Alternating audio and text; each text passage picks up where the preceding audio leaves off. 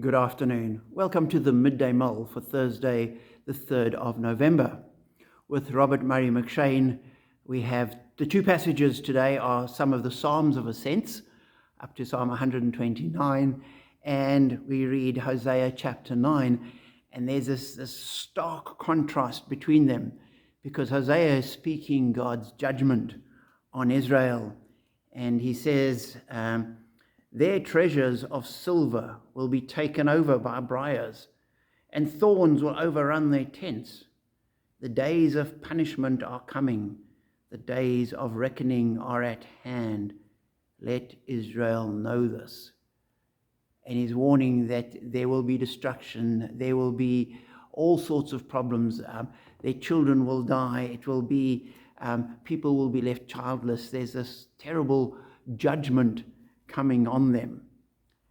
And as a stark contrast, we have Psalm 129, where it ends, Psalm 128.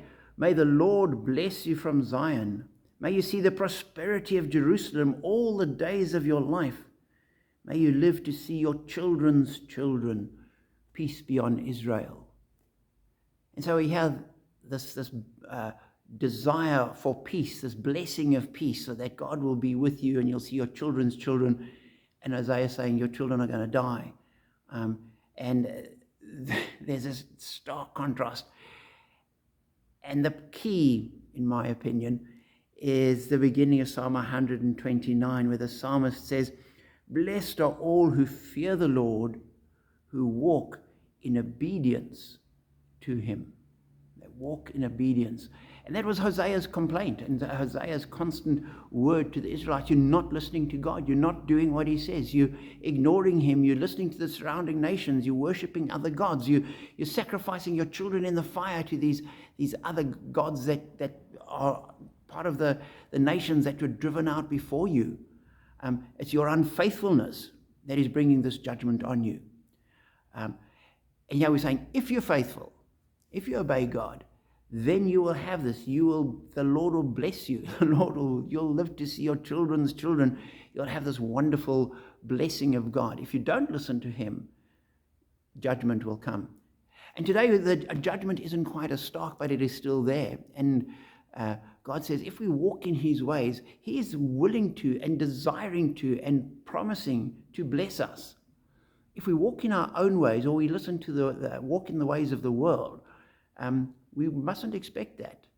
And Jesus was quite clear. There's a broad way and there's a narrow way. The broad way will be full of people, and there are going to be lots of people on it. The narrow way is going to have not that many people on it. The broad way will lead to destruction. The narrow way will lead to life.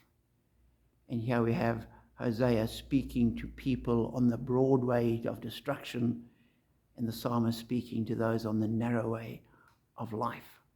And so we need to just constantly make sure that we are listening to God, that we walk in obedience to him, knowing that in doing that, it might not be popular. We might not have all crowds around us encouraging us and saying how wonderful it is, but we are with God, and we do know that we will receive his blessing. So be encouraged, be challenged, and know that you are blessed.